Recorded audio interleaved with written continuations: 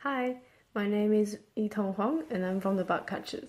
I'm here to give a presentation on the code review of the Seafault Mapping Robot Project. The content of the code review includes the correctness, structure and style of the code, testability, data and memory, and finally, error handling.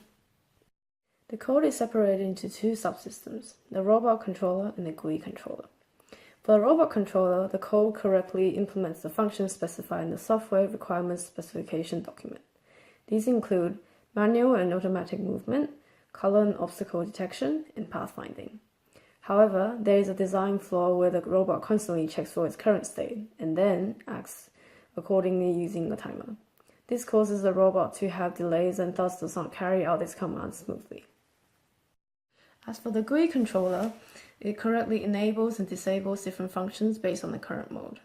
It also correctly displays and updates the map and the robot as the robot surveys the area. The GUI controller communicates with the robot controller to ensure that both subsystems are in the same state. One of the improvements to be made to the GUI controller is that it lacks the use of Java's built-in layout manager. This makes the program less portable as the GUI will always appear to be the same size on any screen.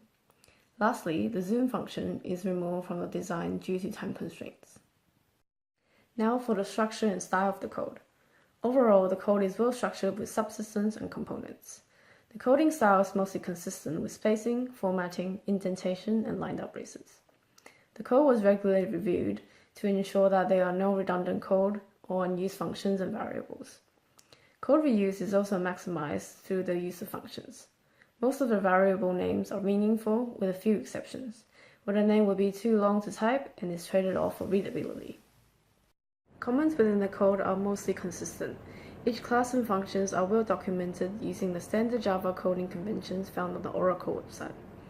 The comments are mostly expressed on full sentences and are descriptive and informative. However, since all the comments are enclosed using multi-line comment markers instead of single-line comment markers, it is time-consuming to comment out a block of code that contains comments, because pairs of multi-line comment markers can interfere with each other. Testability. For the smaller components in the project, such as sensors and motors, unit testing can easily be carried out because these smaller components have no dependencies.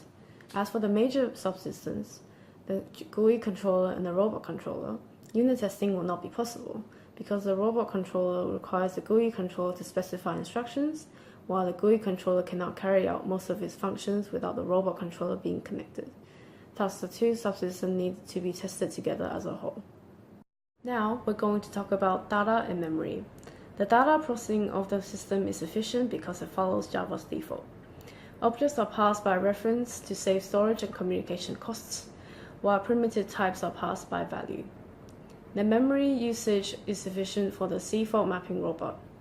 Both the robot and the GUI controller requires minimal storage because they only need to know what state they are in and then operate accordingly.